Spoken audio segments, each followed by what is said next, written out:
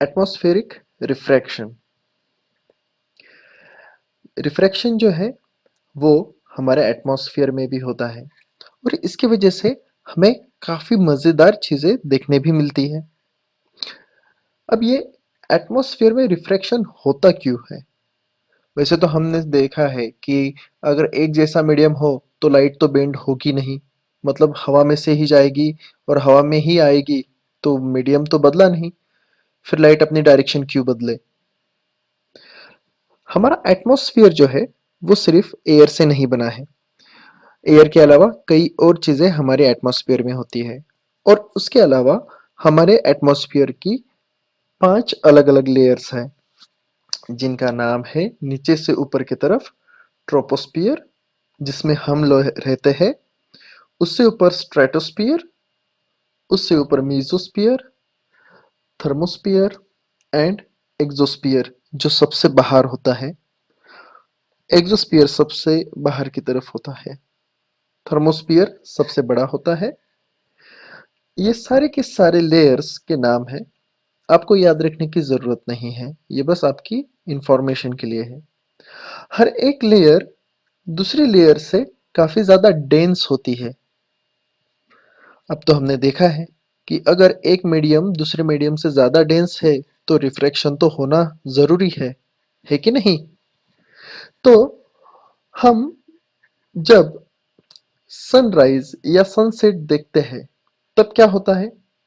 Apparent position जो हमें लगती है कि हमें हमें शायद सूरज यहाँ नजर आ रहा है हमारे आंखों को जब हम यहाँ से देख रहे हैं, तो हमारे घर से अगर हम देखते हैं और हमें सूरज डूबता हुआ या उगता हुआ नजर आता है, तो जो हमारे आंखों को दिखता है वही उसकी पोजीशन नहीं होती है, उस पोजीशन को हम एपरेंट पोजीशन कहते हैं। और ऐसा क्यों कहते हैं? क्योंकि एक्चुअल में हमारे होराइजन से ये सूरज नीचे की तरफ होता है, फिर भी हमें उसकी लाइट दिखते वक्त ऐसी लगती है कि वो ऊपर की तरफ है। कंफ्यूज हो गए ना?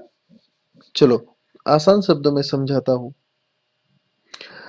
एक्चुअल में सूरज होराइजन से जब नीचे चले जाता है तब उसकी लाइट हमारे एटमॉस्फेयर के अलग अलग लेयर्स में से 5 अलग अलग लेयर में से बेंट होती है। अगर आप देख सकते हो तो आपको यहाँ पर रिफ्रैक्शन होता हुआ नजर आएगा कि वो सीधी जाने की बजाय मुड़ मुड़ कर आती है। हर एक लेयर में उसका एंगल, रिफ्रैक्टिव एंगल बदल जाता है और इस वजह से एक्चुअल में सूरज होरिजन के नीचे होने के बावजूद भी ऐसा लगता है कि वो होराइजन से ऊपर है, जिसे हम एपरेंट पोजीशन कहते हैं। मतलब ये क्यों होता है? क्योंकि हमारी एटमॉस्फेयर जो है वो अलग अलग एयर से बनी, अलग अलग लेयर से बनी है और जैसे जैसे हाइट में हम ऊपर ऊपर की तरफ जाएंगे वैसे वैसे डेंसिटी जो है एयर की वो बदलती जाएगी, कम कम होती जाएगी और उस वजह से आपको रिफ्रैक्टिव इंडेक्स में चेंजेस नजर आएंगे। इन चेंजेस की वजह से आपको ब्राइटनेस सन की कम ज्यादा नजर आ सकती है, आपको सनराइज देर से और सनसेट भी देर से, सनराइज जल्दी और सनसेट देर से देखने मिल सकता है और ये सब होता है सिर्फ एटमॉस्फेरिक रिफ्रैक्शन की वजह से।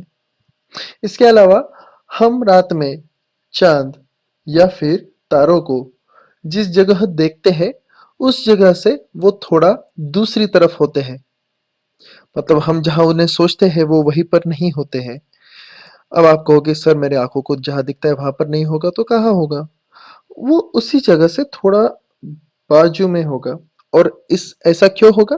क्योंकि ये सारी लाइट्स जो एटमॉस्फेयर से होकर हमारे तक आ रही है वो एटमॉस्फेयर के अलग अलग लेयर्स में से रिफ्रैक्शन होते होते हमारे तक आती है और हर एक रिफ्रैक्शन के साथ ये लाइट और ज्यादा बेंड होती है, तो हम देखते कहीं और है और वो होता कहीं और है। और ऐसा होता है क्योंकि लाइट जो है वो सीधी आने की बजाय मुड़ कर आती है और इसे ही हम कहते हैं एटमॉस्फेरिक रिफ्रैक्शन